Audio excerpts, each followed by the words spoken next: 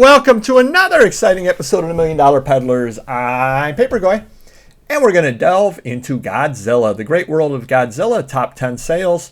As always, did my best to try to make sure these were real sales.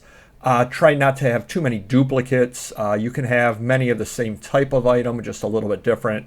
That would be a very, very boring top 10. So these are roughly the top 10 sales. Wanted to do this because Godzilla is always very, very popular. And we got a couple of bonus items at the end as usual. First item over here went for about $1,500. Mattel Shogun Warrior Line Godzilla with box. They do generally sell for around that price. This was a little bit higher than a lot of them, but the box could be a little bit better condition as well. I'm not a toy guy, but everybody had this growing up. I did not, but a lot of my friends had this growing up. And I never saw the box before. Just a common toy as far as people had it. I have never seen the box, ever. So very, very cool item right over there. You had the fist that would shoot, the tail came off, everything like that. I know Mr. Magazine has done videos before where he's showing that just the fist by itself, just the tail by itself sells for pretty good money just in and of itself. To see it boxed up, now you have an idea what it goes for. Just an absolutely great toy and something that any child of the 70s remembers. Number 9, Godzilla, original first release movie, first movie poster, Argentina, hyper rare. Went for about $1,500, $1,600 as well. I'm a sucker for foreign issue items. I think that is so awesome looking right there, definitely. I'm not a big Godzilla fan myself. I mean, I like the movies growing up, but I haven't gone and seen any of the remakes or anything. But if I saw that out somewhere or other and could put that up on the wall, I think that looks absolutely amazing. King of the Monsters, Godzilla. The American ones don't go for that much money, the movie posters, but that is just an awesome, awesome poster. Just to let you know out there, about a $1,500 to $1,600 item. Number 8.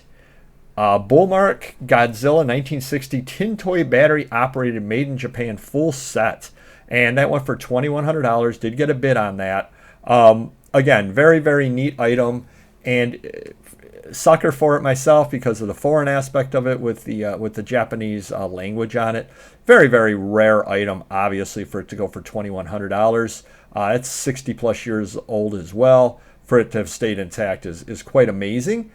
Just a great, great toy over there. You'll find not that many American things on here, other than the more modern issued things. But as far as the vintage things goes, you're hard pressed to find too much American on this stuff over here. Bandai Bullmark Baragon soft vinyl movable Godzilla-like toy, Japan 1970s. That went for $2,950 with 41 bids. Just a weird looking item out over there. Godzilla type monster. So it's from the 1970s. Seen in Frankenstein versus Baragon. Not technically Godzilla, obviously. It is one of the Japanese monster ones, movie ones.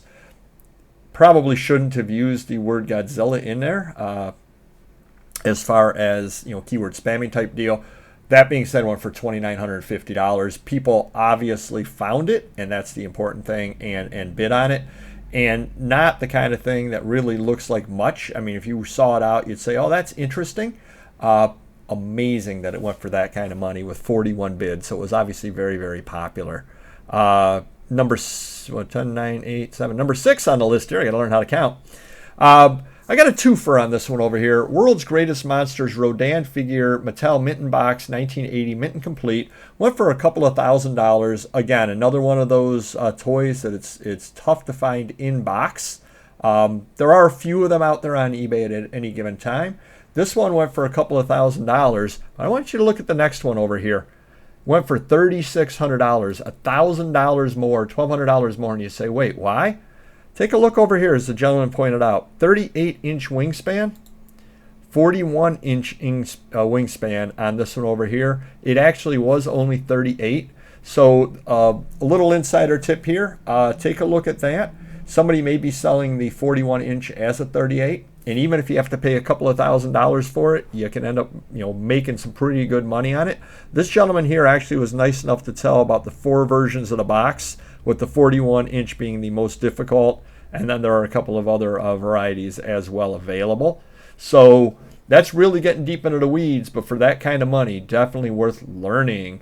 Next up on the list over here, Godzilla #1, CGC 9.8, first Godzilla, signed Kitagawa, Ryu, and Yoshida versus King Kong. Went for about just $3,500 thereabouts. For those of you who don't know, the signature series is a little bit tougher to get from CGC. You'll see a lot of times where somebody will have signed it, but if it's not witnessed by CGC, they will not give it the yellow label like this. They'll actually give it a different label and sometimes even say there's writing on the cover. It's a good way for you to pick things up for less money, and then you send it over to one of the other grading companies that will certify it if the autograph is real. But for this over here to be a 9.8, great copy of the comic to start with, let alone signed. Just a stellar killer example right over here.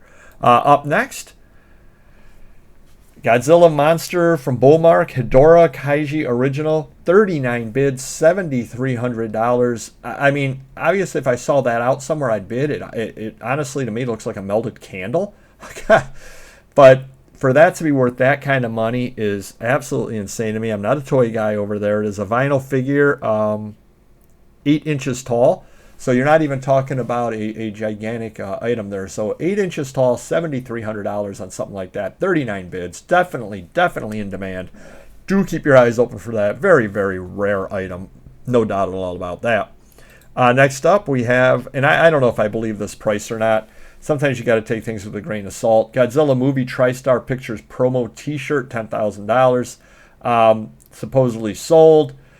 Don't know if I believe that or not. That being said, obviously something to look for when you're out there. Godzilla t-shirts would definitely sell. I believe this is for 1991, if I remember. Yeah, it says 7 viewed in the last 24 hours.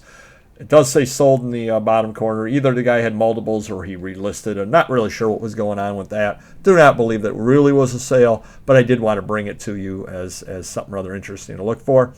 And the top item that I was able to find, these sell for about $7,000 on up. I kind of hesitate on things like this because what are the odds you're going to find this one anywhere? I mean, Stern Godzilla Premium Pinball Machine, brand new in stock. Stern dealer, $10,000 you wanted on that. Again, they sell for $7,000 on up.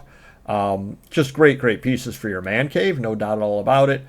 Very unlikely you're going to find something other like that sitting at a garage sale. But I did want to bring it to you because technically that was the highest price.